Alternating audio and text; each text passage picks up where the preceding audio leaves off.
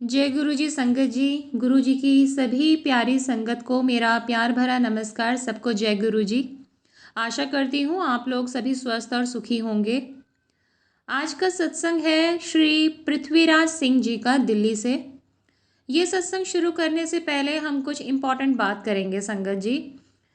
संगत जी, जब भी हम बड़े मंदिर जाते हैं या फिर हम किसी भी सत्संग में जाते हैं गुरु जी के, तो वहाँ पर जो भी शब्द हमें सुनने को मिलते हैं वो सब कोइंसिडेंस नहीं होता है।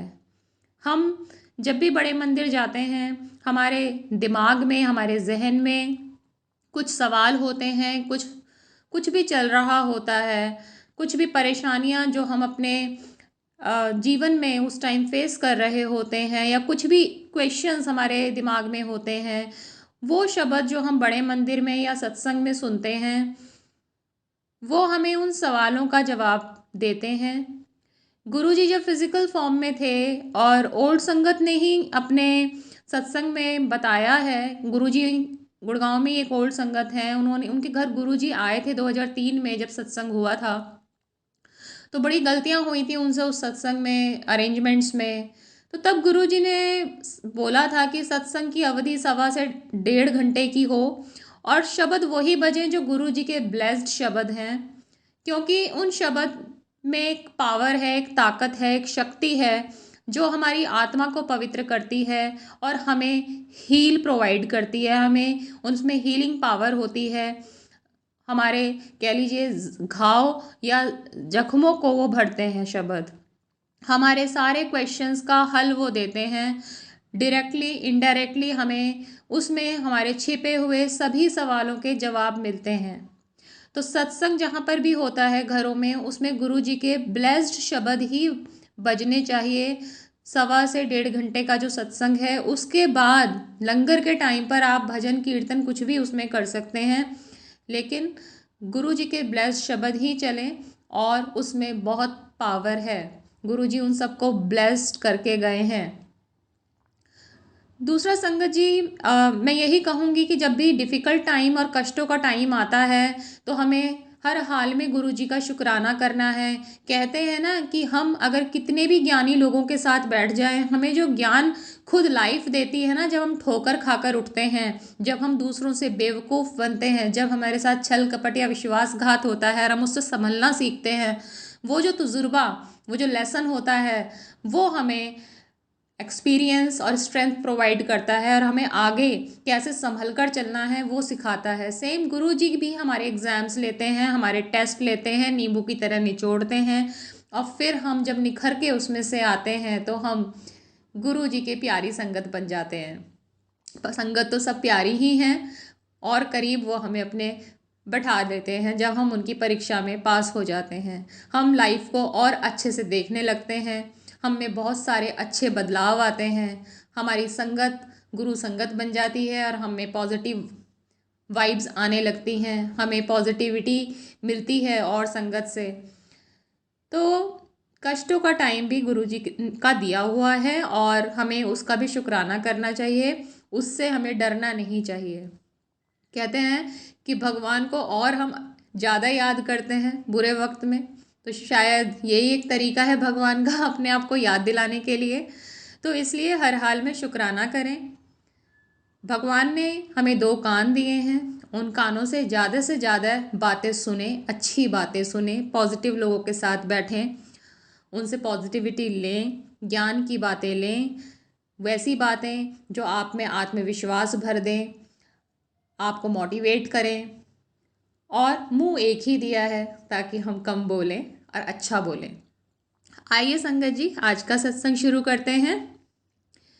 जैसा संगत के कई सदस्यों के साथ हुआ होगा, जब मैं गुरु जी के पास आया, मुझे अनेक कष्ट थे और सहायता की कोई किरण शेष नहीं थी। मैं अत्यंत शोक संतप्त था, जिसका औषधियों और अन्य सहायता से उपचार नहीं हो पा रहा था। अवस्था दिन प्रतिदिन बिगड़ती जा रही थी। परावलोकन करता हूँ तो प्रतीत होता है कि मुझे बुलाया गया था, अन्यथा रातों रात उपचार कैसे संभव है। मेरी अवस्था अति गंभीर थी और मैं सदा अपने आप को असहाय प्रतीत करता रहता था। कई बार मैं रोया करता था और आत्महत्या करने के विचार मेरे मन में आते थे। साहस जुटाकर मैं अपने कार्यालय अवश्य चले जाया करता था और सामान्य दिखने का प्रयास किया करता था। वहाँ से निकलकर मैं मंदिर में जाकर शांति के लिए प्रार्थना करता था। यह चलता रहा, पर मेरी अवस्था बिगड़ती ही चली गई। एक दिन मुझे याद आया कि परिवार के एक घनिष्ठ मित्र ने मेरी माँ से गुरुजी का वर्णन किया था। मैंने तुरंत अपनी माँ को फ़ोन कर उनसे गुरुजी के दिशा निर्देश मांगे। मैं गुरुजी के पास 2000 में पहुंचा। पहले दिन शीघ्र पहुंचने के कारण मुझे आगे बैठने का अवसर प्राप्त हुआ। कई सप्ताह के पश्चात मंदिर में पहुंचकर मुझे शांति का आभास हुआ। मुझे वहां पर बैठकर लोगों के असाध्य रोगों के चमत्कारिक उपचार सुनना याद है। मैंने अपने आप से कहा, मुझे तभी विश्वास होगा जब मैं स्वयं स्वस्थ हो जाऊंगा।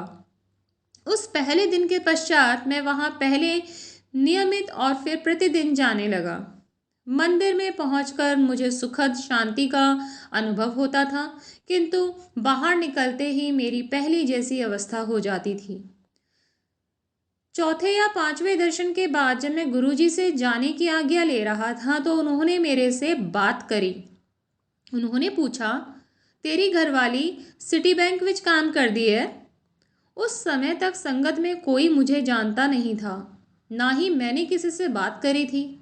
उसी क्षण मुझे अपने अंदर उत्साह का आभास हुआ। शीघ्र ही मैं अपनी सामान्य स्थिति में आ गया। बाहर आते ही मैंने अपनी पत्नी को फ़ोन कर गुरुजी से हुए वार्तालाप की बात बताई। मैंने यह भी कहा कि अब मैं स्वस्थ अनुभव कर रहा हूँ। फिर मेरी वैसी अवस्था कभी नहीं हुई। मैंने मन ही मन गुरुजी से प्रार्थना कर उनसे एक संतान की कामना करी। 1 माह के उपरांत मेरी पत्नी ने घर पर जब अपना गर्भावस्था परीक्षण किया तो वह सकारात्मक था। उस संध्या को जब मैं गुरुजी के पास आया तो वह बोले, घरवाली एक्सपेक्ट कर रही है, जा कल्याण हुआ, मुंडा होगा। हमारे यहाँ 9 पाउंड के बालक ने जन्म लिया। 2004 में गुरुजी ने मुझे एक और पुत्र दिया। हमें पता है कि हम जो भी कदम लेते हैं गुरुजी हमारे साथ हैं और हमें सत्पथ पर चला रहे हैं। जय गुरुजी, शुक्राना गुरुजी। थैंक यू सो मच गुरुजी। आपका जितना शुक्राना करें उतना कम है। बस आप इसी तरह हमें अपने से जोड़े रखें, हमें सही मार्गदर्शन करते रहें। हम एक दूसरे की तरफ जब भी बढ़ाएं, मदद करने का हाथ बढ़ाते रहें।